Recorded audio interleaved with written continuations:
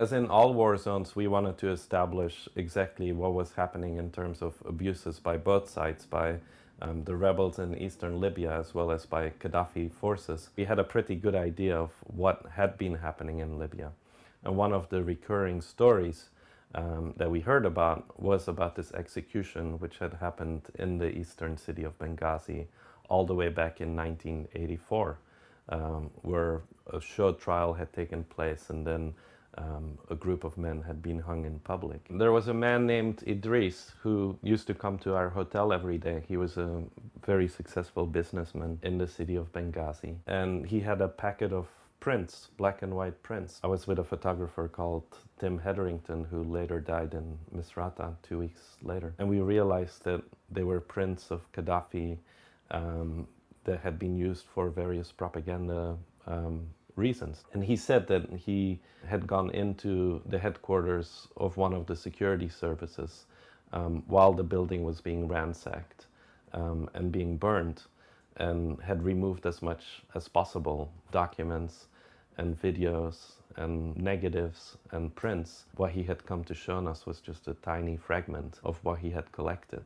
But then we also came across a group of videotapes which actually they were at a different house. They were held by the brother of one of the guys who was executed. And we went to the house of Ibrahim. He said that since the revolution, different people had come to him and said, "We recorded your brother's execution." And he said, "Please take this, get it digitized somewhere so I can watch it on my computer. I just want to make sure that they end up in the right hands and that I get them back, because I've never seen the videotape of my brother being executed." This is the audience. A lot of them were children. It's at a basketball stadium. And they were school children who were told to come attend this hearing, but they didn't know what was going to happen. They're just clapping and shouting revolutionary slogans.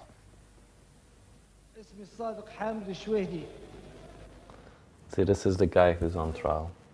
This is just the most powerful image of the whole archive, is this young student sitting in this sports stadium all by himself, being questioned by this revolutionary court. And he knows he's going to die. I mean, they just hung the other guy.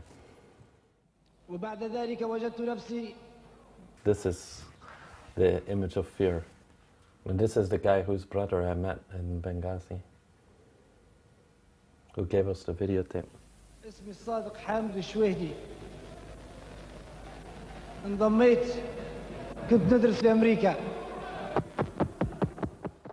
He's talking about his travels to America to study engineering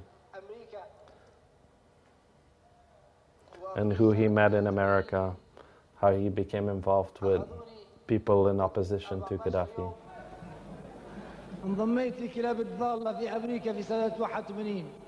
They can show this at university courses if people want to know what a forced confession looks like. See the woman who just stood up here in the green? This is Huda, the executioner, trying to get the crowd more excited. She's right here in the middle.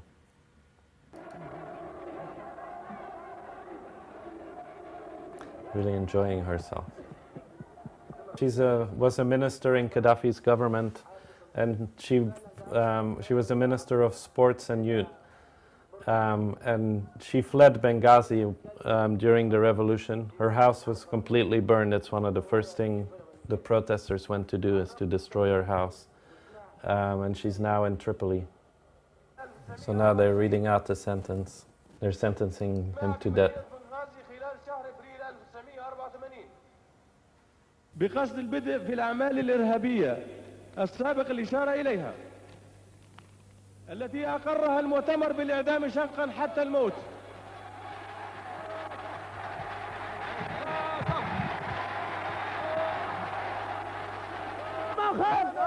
وقف الميدان، وقف الميدان، وقف الميدان.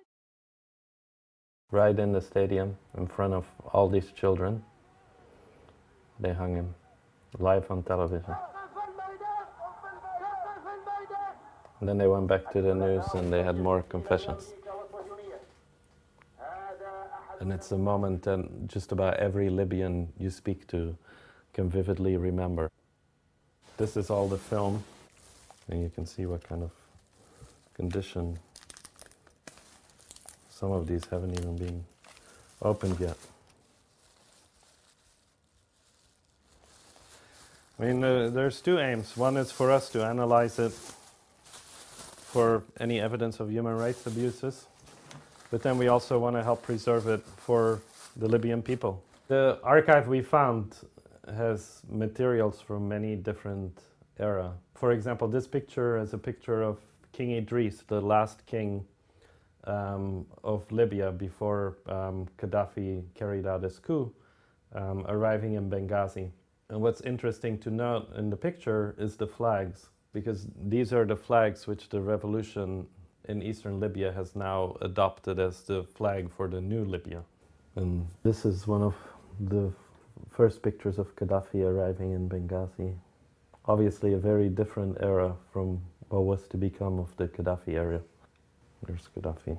This is Minister Yunus, former defense minister, now with the rebels. These show a very important meeting between Gaddafi and President Nasser of Egypt. Nasser was the hero of Gaddafi, seen as kind of the guiding light of Arab nationalism, and Gaddafi really saw him as his hero. And after Nasser died, Gaddafi tried to adopt the mantle of Arab nationalism, but was rejected by a lot of the other Arab leaders. So Nasser's visit to Libya was a very important moment. Here Nasser's telling a joke, it seems. This is one of my favorite series. It shows a young Gaddafi with his shoes off on the beach, reading some documents while surrounded by a group of other revolutionaries. This must be very early on, and they're probably some of the most informal pictures I've seen of Gaddafi. Here's Gaddafi praying by himself on the beach. I mean, any state has massive archives which aren't necessarily open to the public. Sure had a sense of style. If you look at them all together, they really show the evolution of a leader from a young revolutionary who actually had quite a lot of public support to a rambling madman in current days. It also talks a lot about, I think, the cult of personality which evolved around Gaddafi. I think that's why a lot of these early pictures are so touching, because they do appear a lot more spontaneous than a lot of the later pictures. It's George Habash, the head of the PFLP, Popular Front for the Liberation of Palestine. You know, you never know what you're going to find on these rolls, and suddenly we just came across these pictures of a hanging in the harbor in Benghazi. So we're still trying to figure out what this was actually about. This gives you an idea of how big the archive was, photographing some of the files, but you can see there's this entire room just filled with piles and piles of documents. You know, most of what was collected were files, but they included some very interesting historical documents, such as these intelligence files from the Italian and the British occupation periods. I think it captures some very important moments in Libyan history, including the time of King Idris, and Gaddafi in his glory days, and then the trials.